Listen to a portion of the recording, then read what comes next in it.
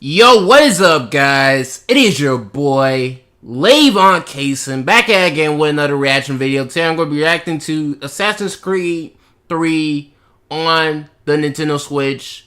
You know, this is Digital Foundry doing their analysis on the Switch version of this game.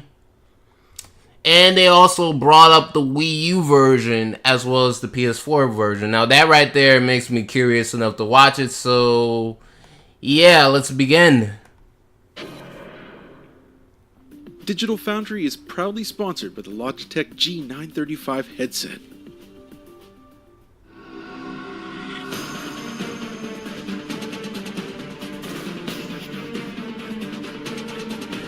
After a month's delay, Assassin's Creed 3 Remastered is out on Switch, a package that includes AC Liberation much like the PS4 and Xbox One releases. But despite being on par in terms of sheer content, the visual features added on those consoles are sadly missing. The Switch version is advertised as a remaster, yes, and in one respect it is. But based on close comparison, as we'll see, the lighting, shadows and reflections are more in line with the last gen releases. Equally problematic is the fact that this version comes in with a 13.6GB overall install, far down from the 45GB on PS4 for example. Clearly cuts have been made on Switch, but where? And does it really affect the overall experience? Let's dig deeper and find out. Positives first, the big surprise is this game does run at a native 1920 by 1080 while running docked under a Wow, 1920 by 1080. Huh. TV. From every sample shot I've tested so far, that's the recurring figure. And while you can't ever 100% rule out dynamic resolution, 1080p is certainly the most typical number. Either way, it's amazing to see such a huge boost over Wii U's native 720p, and it effectively brings it up to the level of base PS4 in terms of sheer pixel output. That's not to say it's perfect. The post-AA takes the clarity away and misses dithered elements with lots of sub-pixel detail. Other aspects like Switch's low-grade ambient occlusion and shadows introduce shimmer of their own as well. So despite the great start with that 1080p picture, the image just isn't as refined overall as PS4, as we'll cover later on. Wasn't expecting it to be 1080p. So what about Assassin's Creed Liberation? This is a curveball.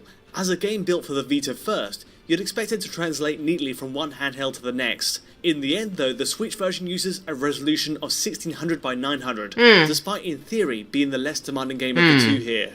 The signs of that lower resolution show as well. On top of the patchy anti-aliasing method, there's a visible upscale from 900p that introduces more obvious stair-stepping. On the big screen, it has to be said, it does look rough. To make matters worse, Switch also has edge artifacts in motion, something we saw with Liberation on PS4 or Xbox One as well, adding a stippling effect to geometry as it pans past. As a technical review, it isn't glowing so far, but there is a silver lining in portable play. Both parts of this package run at a straight 1280 by 720 while played on the go, whether that's the main AC3 portion or Liberation. In comparison with docked, there isn't a lot else in it. The fact the resolution drops by such a huge margin next to the 1080p in AC3 has an interesting knock-on effect for frame rates. But the actual comparisons between the two in visual settings, the shadows, lighting and so on, otherwise shows very little else is changed. Barring a step back in texture filtering quality and a tweak to the resolution of depth of field, you otherwise get the same game on the go. All told, it also actually looks better suited for the handheld play. You get a native 1:1 pixel map for the Switch's panel in both cases, and the smaller screen size hides a lot of the game's rough points. Okay.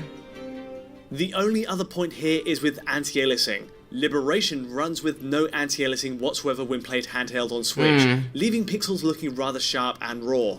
There's thick white outlines on targeted enemies that reveal it, plus the very angular, geometric nature of the buildings, which were designed around the Vita's limits, all of which makes the stair-stepping more obvious. On the flip side, the main Assassin's Creed 3 part of the collection does keep a pass of post-AA engaged, and so rough edges do get treated there at least. To the comparisons then, and our first port of call is how it stacks up to base PS4. Okay. Here we have a version that... Okay. This is where things gonna get interesting, guys. Essentially runs at a likewise 1080p resolution, but the differences elsewhere are many. Lighting is really the standout part. is a wholesale change on PS4, which gets the more physically correct materials and lighting interactions, whether that's on faces, clothes, or brickwork. Everything's changed. Switch by comparison plays it straight, and the extra tone mapping and bloom of the auditorium candles are also missing. You can't help but notice texture mapping up close on Hatham too, misses out on the PS4 Remaster's higher res assets. So yes, for Switch the textures are much lower quality. Some of these differences might come down to preference. Not every change is an aesthetically pleasing one, and if you didn't like the Remaster's revamped lighting, this might be a perk. There are parts which are clearly a downgrade though. The screen space, ambient occlusion, and shadows in general on Switch are very poor. AO especially is represented by low-grade, flickering blobs of shade in corners, and likewise there's a lot of sawtooth edging on background shadows in that intro. Neither of these are an issue on PS4.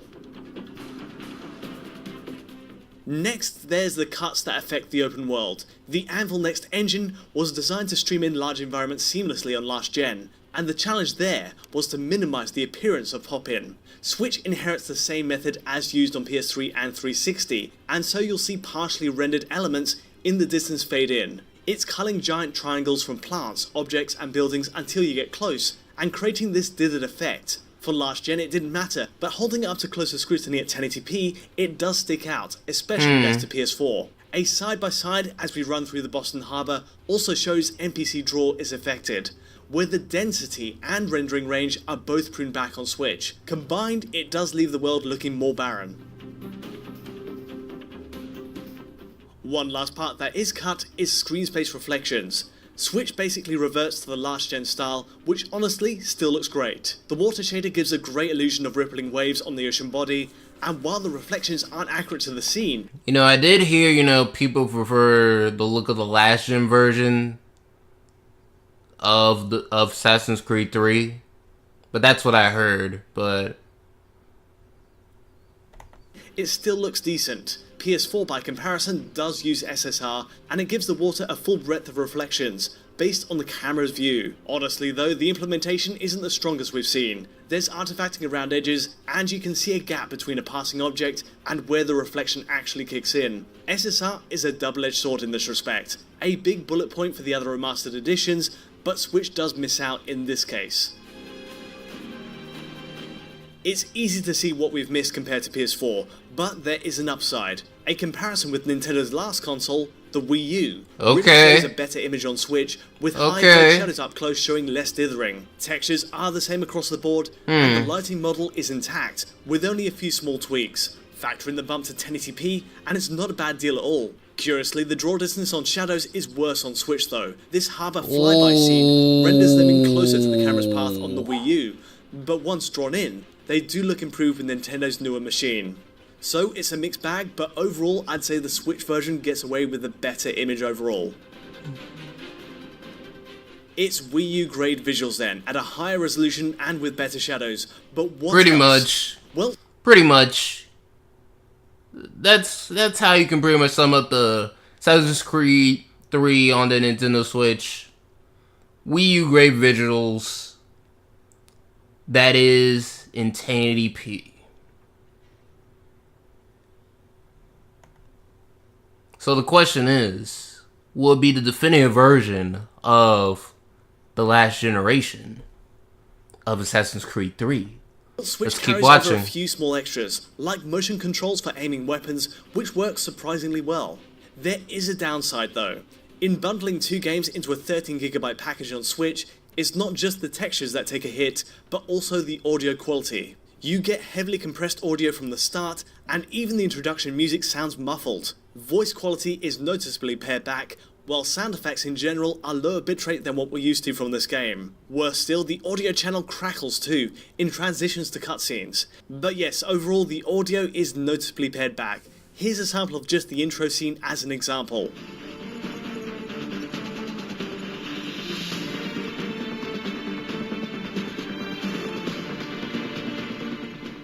The problems sadly don't end there. Switch keeps many of the glitches of the last gen versions, notably in NPC animations. Here's one I hadn't seen before, something straight out of John Cleese's Ministry of Silly Walks. Again, it's hard to say whether this has been added on Switch or if it's... Let's go back a little bit. You see that? You see that glitch? See the glitch? He's kicking himself. It looks like he's kicking himself. If it's just a hangover from the last gen releases, but clearly this is in need of a few patches.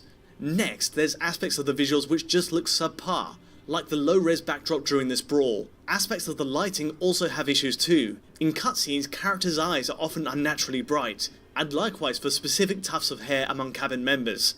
It all just looks a bit off and wrong, and shows this version really lacks polish as is.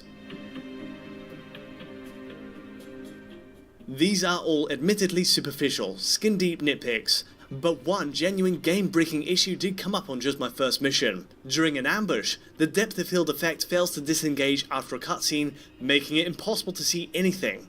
The fix is simply to restart the save, no big deal, but the fact this happens in the first few my god, look how blurry that is a concern. Look how blurry that is. Oh, Lord. My only hope is a patch or two. Lord, have mercy. As it stands, it's really disappointing. Okay, so how's the performance stacking up? Here's a quick refresher on what we had on PS4 and Xbox One. It's mostly 30 FPS locked in the harbour section for the former, and with some mid-20 FPS drops plus tearing on the latter. This is the standard to beat, but the fact is Switch is at least helped along by the removal of all those extra features. The lighting, SSR and higher grade shadows are all reverted back, giving Switch a fighting chance of holding 30 FPS. And moving to the dock play now, you can see it's mostly getting there. In direct comparison with the Wii U version for context, you can see Switch actually outperforms the last gen edition, and does it at 1080p rather than 720p. Woo! Good job! Far from perfect, of course. The real sting in the tail is that it still struggles to hold 30 FPS, and you are getting mid-20 FPS performance in bigger towns. The improvement there, compared to Wii U, is by 5 to 6 FPS, and the auditorium sequence boosts it by a whopping 10 FPS. But it is an improvement to the Wii U version. Great, and likely hangs on the faster CPU clock speeds on Switch, in handling all those hundreds of NPCs and streaming in scenery at the dock.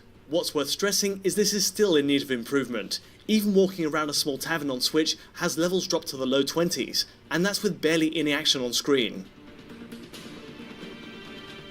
Comparisons against PS4 are obviously less flattering, where we did get a flat 30 FPS most of the way into the harbour section. There is a twist to this, in that everything we've seen so far is in docked play. But what happens when the game is forced to only render at 720p, albeit with low GPU clock speeds? The outlook is a little more positive, and comparing portable play to docked play shows better performance by 1 to 2 FPS while played on the move.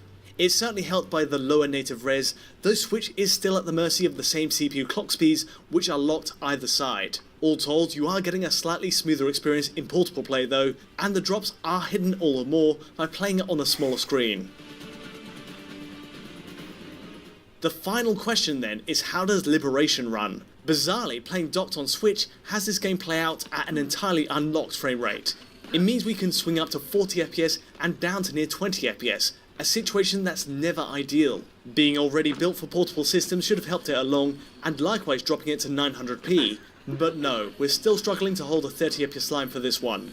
It's not helped by a lack of the 30 FPS cap too, though curiously this part is at least fixed by playing handheld. As another twist, Switch engages a 30 FPS cap in portable play alone, and so it seems like, both games are more suited for portable play than dock play.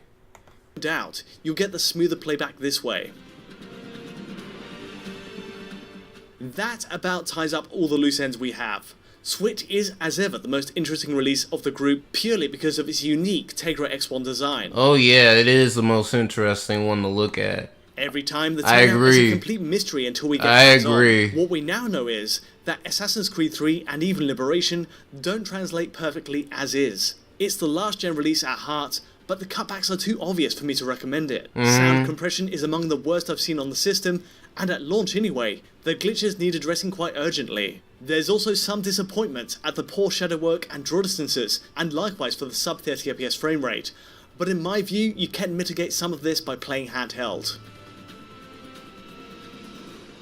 As a portable experience, it's far more palatable on Switch. In that sense, the best you can say about it is there's no portable Assassin's Creed quite like it. Even so, this so-called remaster is still hard to recommend in its current state, unless Ubisoft swoops in with a miracle patch to improve it. But that's all I have for today. A lot of ground to cover in one go, but hopefully it was useful in some way. If it was, feel free to give us a like or subscribe to support what we do at Digital Foundry. And as ever, hit the bell to get notifications as any video lands. To get the source file to this video and many more, be sure to check out our Patreon at digitalfoundry.net. And to get in touch, just use Twitter. But until next time, thanks for watching. So pretty much, dock mode, it offers Wii U level visuals in 1080p, but there are frame rate drops, but overall, it's just better to play Assassin's Creed, both games in portable mode than in docked mode. And there are some glitches. Especially in Assassin's Creed 3 on the Switch version. So yeah, that was the Digital Foundry analysis. What are your guys' thoughts on it? Are you guys going to take in what you saw? Do you guys like what you saw? Do you guys don't like what you saw? Let me know your thoughts in the comment section below. See you guys later. Peace, rate, comment, and subscribe. Hit that notification bell to be notified for future Live on Case videos, and peace.